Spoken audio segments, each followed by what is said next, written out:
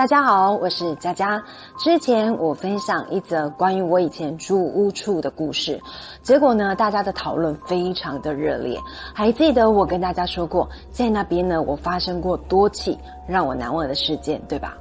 今天要讲的故事呢，也是关于那一栋租屋房的回忆。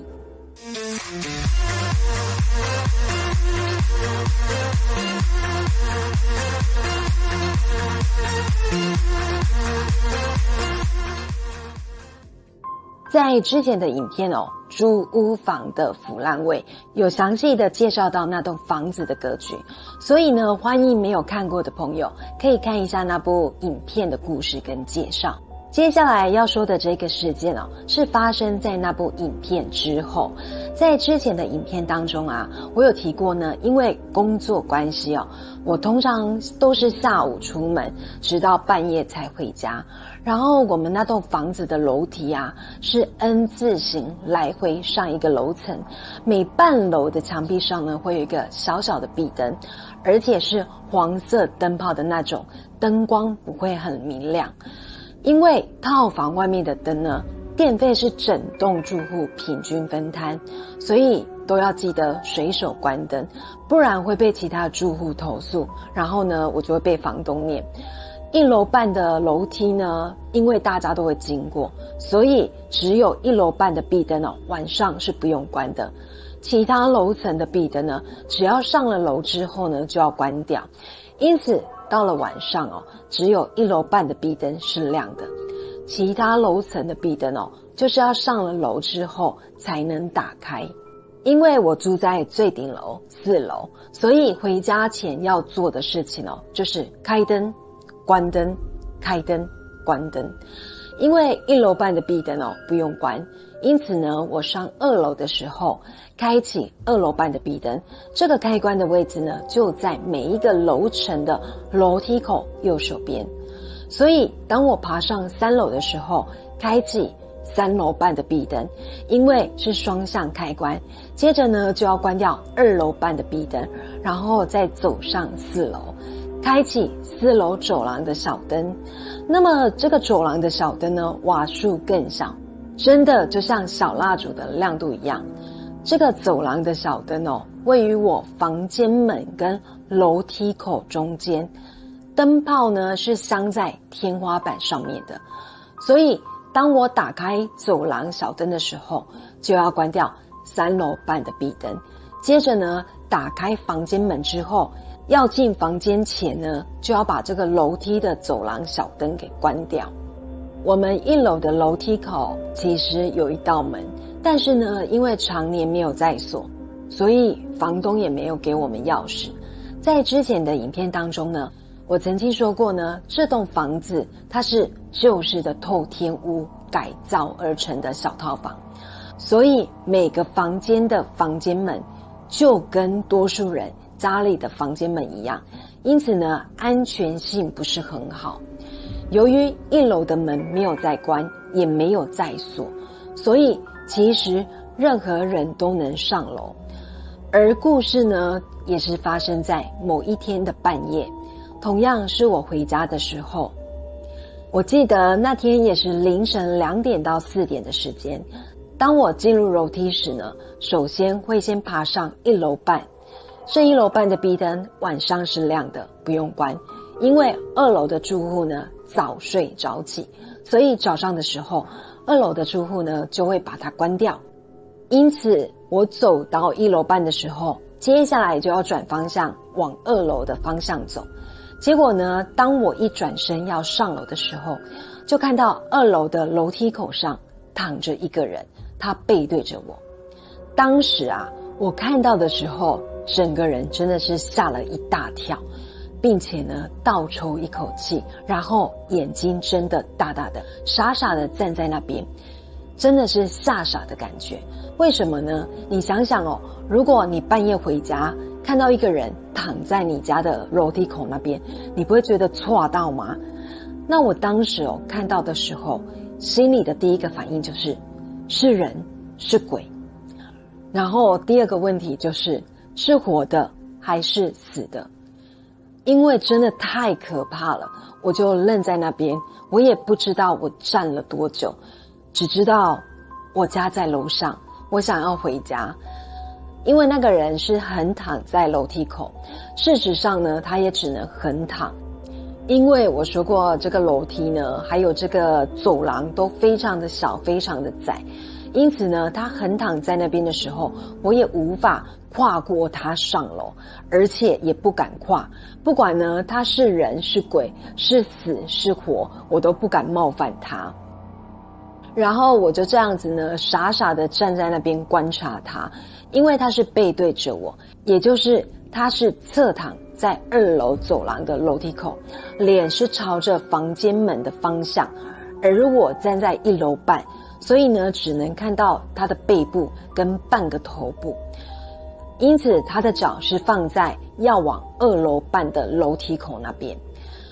当时呢，我观察他因为他全身穿的是白底的紫色小碎花图案，就是电视剧上呢早期女性长辈会穿的那种衣服，所以我判断呢，她应该是个女生，而且年纪应该蛮大的，就是能叫奶奶啊、阿婆的那种年纪。然后呢，我走上了2、3个阶梯这样子，仔细的看她，后来发现呢，她身体呢有微微的浮动。这种浮动呢，就像是呼吸的律动，因此呢，我想他应该是人吧，因为真的很晚，很想回家睡觉，很想回家休息，所以呢，在确定他是人之后，我就鼓起勇气叫他，我用台语对他说：“阿伯，阿伯。”然后呢，他没有理我，所以呢，我又再叫了一次：“阿伯，阿伯。”老实讲，当下的气氛真的是太可怕了。所以接下来我看到的画面就深深的烙印在我的脑海里。我看到这个阿婆呢，用很快的速度爬起来，并且90度坐起来。其实我的感觉很像是她是直接弹起来坐着的感觉，就是像这样子咻，直接这样子坐着这样。然后老实讲我不知道是不是因为太害怕的错觉，还是她的速度就是这么快。反正呢，我看到他整个人坐起来的那个动作，我真的被吓到，真的是被吓到。然后呢，有倒抽了一口气，一样眼睛睁得大大的看着他。因为当时我站的位置呢，是在1楼半要往2楼的楼梯上，也就是呢，我站起来的高度和阿婆坐着的高度差不多高。接着呢，这位阿婆就慢慢的将头转过来面对着我。当她转过来的时候，我看到的是一个正常的阿婆的脸，不是那种恐怖的脸。所以当下呢，我就想说，她应该是人，没错。然后呢，我就用台语问她，我就说：“阿伯，阿伯，你哪一个人困在家？”结果呢，她就回我说：“阮囝跟新妇住在家。”就指了指2楼的房间门。然后呢，我就说：“啊，你哪会困在家？哪会不爱去你房间困？”结果呢，这个阿婆就说：“我来家煮物件。”然后呢，指了指她脚的方向。我想应该是2楼厨房的位置，因为呢，在之前的影片我有说过，我从来没有去过走廊的左边，所以呢，2楼的左边我也没有去过，因此我想有可能是2楼住户的厨房。接着我又问：“啊，你哪会半暝在煮物件啊？”结果呢，他就说：“因为腹肚枵啦，煮到不记得。”然后呢，我就说：“啊，你我帮你把后生跟新妇叫起床好不好？”然后呢，他就一直说：“别啦别啦，我没住在家，我等下煮会就走啊。”因为呢，当下的对话都非常的正常，所以呢，我就确定这个阿婆是人，而且应该是一个被儿子跟媳妇虐待的老人。就算不是虐待也可能是儿子媳妇不孝，所以呢，不受照顾的老人。因此半夜肚子饿了，只能自己煮东西，又不敢叫醒儿子跟媳妇。因此当下我就对他说：“阿伯，我一个人住踮4楼，我的眠床是双人床，你要盖面顶休困一下无？透早困醒了后才离开。我发誓我真的这样跟他说，因为当下就是觉得他是一个可怜的老人，然后呢他就一直说免啦，然后呢我就说真正的啦，阿伯，我一个人住，你先来我房间休困啦，等一下天光困饱才离开不要紧。然后呢这个阿婆就一直说不免啦，多谢，然后就一直跟我道谢。那因为呢我邀请了他2次他都说不要，所以呢我就想说那就算了因此呢我后来就对这个阿婆说安尼我要去你楼顶休困啦拜拜。然后呢这个阿婆就说呵。那因为呢他是坐在2楼楼梯口的地方，所以呢他就马上把脚缩起来，让出位置呢方便我能上楼。发生这件事情之后，隔天我也是一起床就下楼，然后去隔壁找我妈，对我妈说呢我昨天晚上遇到这个阿婆的事情。因为这个时候我还不知道3楼住户真正的死因，之前的影片有跟大家讲3楼是烧炭，不是我妈妈说的糖尿病发，而她的善意谎言也是在多年之后我才知道。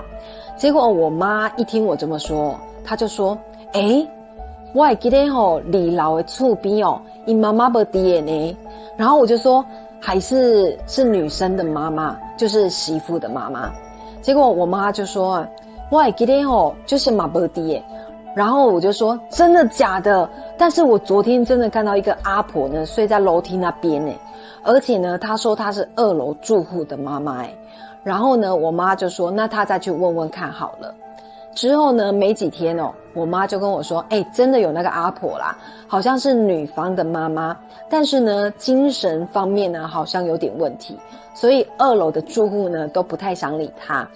那这个阿婆好像住在我们家附近，那因为我妈这样子讲嘛，所以呢我也没多想什么。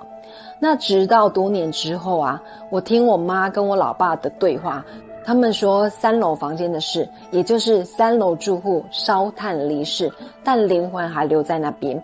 结果呢安北北租下那间房间之后，半夜被摇床的事情，我才知道呢我妈当初说3楼住户是糖尿病往生，是一个善意的谎言，是骗我的。所以后来我想到我看到这个阿婆会不会又是我妈妈的善意谎言，然后我就对我妈说妈，那我到底看到的是人是鬼然后我妈就说是人啦，只是精神有问题。然后我就说你确定不是又是在骗我的吧，跟3楼的那个住户没关系吧？然后我妈就说呢嘿啦3楼的是一个查甫的啦，不是查某的。然后呢过了好几年其实我已经搬离那边很久了。然后某一天我回我妈妈家就发觉呢我住的那一栋透天屋就以前我租的这栋透天屋，它外面呢就搭了很多的阴架，然后听我爸爸妈妈说是要改建成旅馆。然后再过几个月当我在看到的时候，它已经呢被改建成很漂亮的小旅社。然后呢我就问我爸妈说房东不是不缺钱吗？怎么会想要把房子卖掉然后我老爸就说这个房东把这栋房子分给了大儿子，可是呢大儿子不住，所以才卖掉。那新的屋主呢觉得这边的地段不错，所以改建成小旅社赚钱。然后我就说那改建之后入住的房客有没有遇到像安北北那种摇床的情况然后我老爸就说没听说不清楚。但是他说呢在改建期间因为那个旅社不大，所以呢当时的改建工人只有3位。那因为我爸妈呢就住在隔壁嘛，所以那个3个工人每天去上班的时候看到我爸妈都会跟我爸妈打招呼，然后聊天。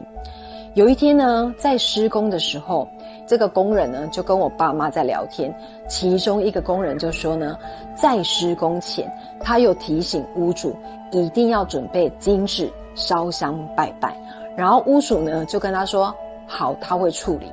结果在施工的时候，这个工人在工作竟然看到3楼的楼梯口站着一个老人一直看着他，然后呢，看没多久，那个老人就忽然消失了。